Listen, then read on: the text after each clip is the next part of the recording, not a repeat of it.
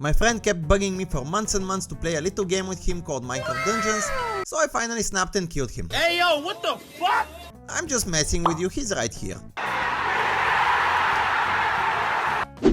Let's get this done. For those of you uneducated fellas, unlike the original Minecraft, this one is a dungeon crawler, meaning that you get to control your little dude from a top-down view, slaying an unholy amount of enemies while leveling up and gearing yourself for the tougher challenges. With that out of the way, let's talk trophies. The game has a total of 25 trophies, including the platinum.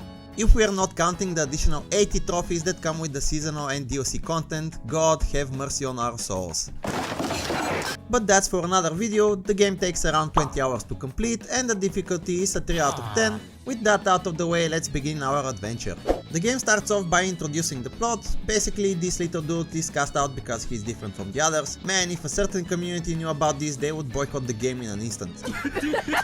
So he decided to roam the land and stumbled upon an orc that would elevate his hatred and make him evil, creating an army of villagers and destroying everything in his path. What a legend. We start off by choosing our character and are thrown straight away into the tutorial to learn how the hell to play this game. The controls were very annoying to deal with, so the first thing I did is to rebind some of them. Completing the tutorial nets us the first trophy for setting up camp.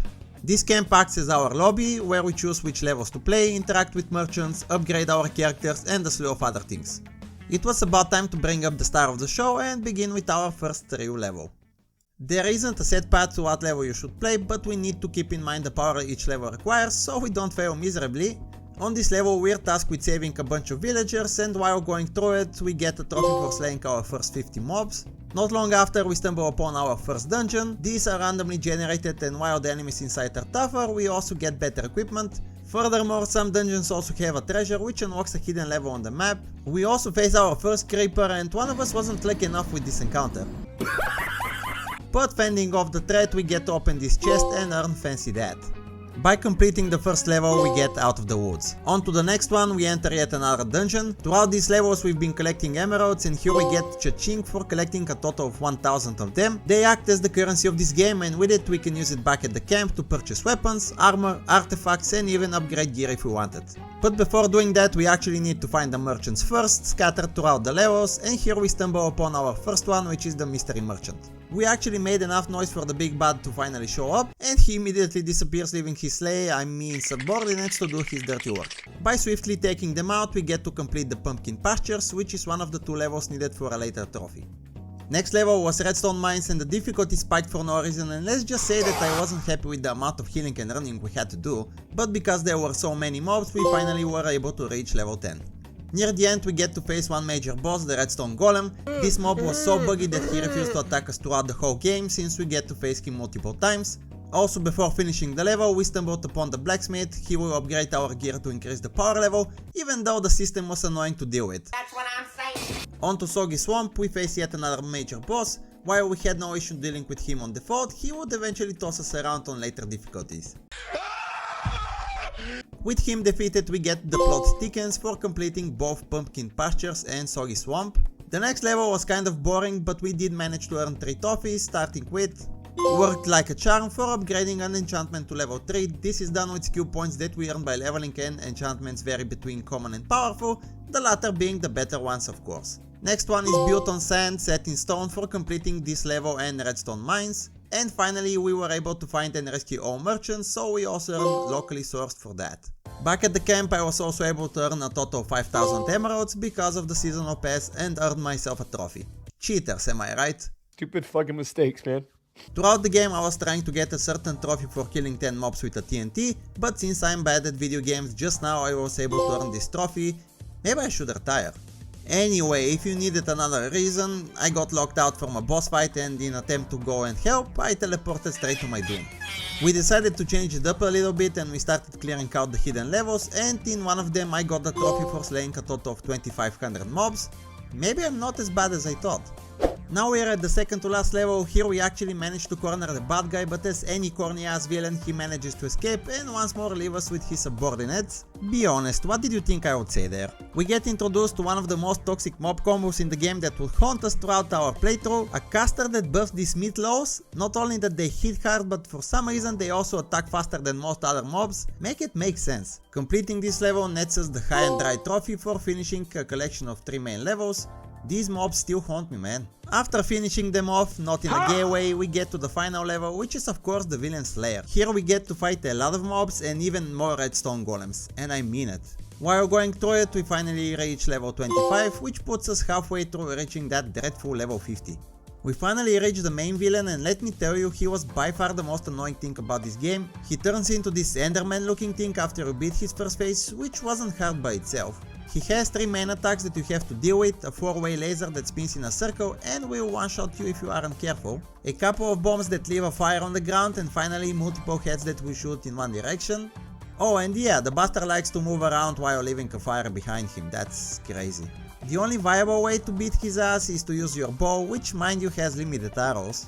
But even though he was annoying to deal with, we ended up failing like once and then proceeded to destroy him. I guess my friend wasn't happy with that and he decided to unalive himself before the end. Oh my god! For our troubles, we get a trophy and everyone becomes friends again and breaks it down like the Fortnite loving children at the kindergarten.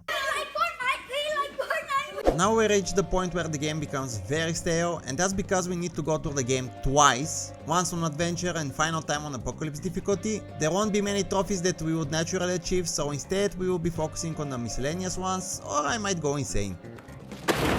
The first one that we will be getting is on the second level, and that's passive aggressive. The requirement is to be a bad guy for a day and slay innocent animals. Peter is on to you, Mojang. Next one, ironically, is again related to animals, more like animal products, and is called Om Nom Nom for eating a total of 200 food items. It's crazy that this trophy is suggested to be achieved during cleanup in this guide, but since I'm a fat ass, I got it on my second playthrough. For the next couple of hours we actually don't get anything. Right at the last level we managed to achieve break the spell for slaying a total of 15 enchanted mobs. We find ourselves on the last boss again, and this time the outcome was different, at least for me. We kill him one more time and there's no trophy.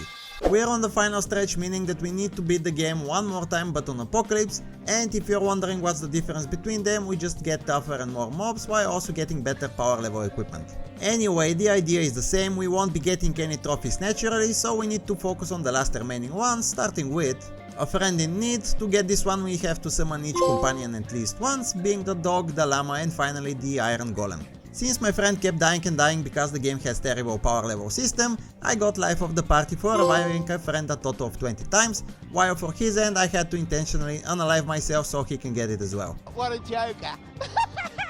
Okay, you know the drill by now, we get to fight the last boss one final time for the final story related trophy, which is High Treason. Only 3 trophies are left to be achieved and of course they are the most grindy ones. Since we were always playing together, one of them was about opening 100 chests, but as they don't count if a friend opens them, it meant that we took this trophy straight into the DLCs. But finally after a few hours we managed to get it here with this final chest.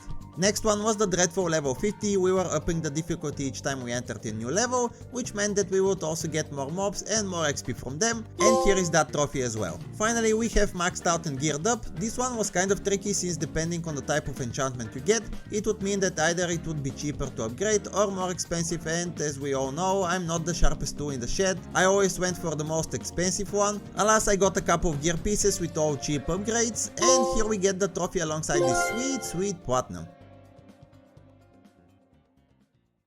Overall, the game became very stale at times and the 3 required playthroughs didn't help its cause, but because I got to play the whole thing with my friend and we definitely had some memorable moments, I would give it a solid 6.5 out of 10.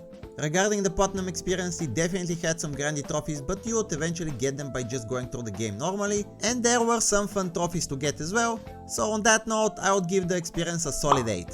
So we already began playing the DLC content and made some huge progress.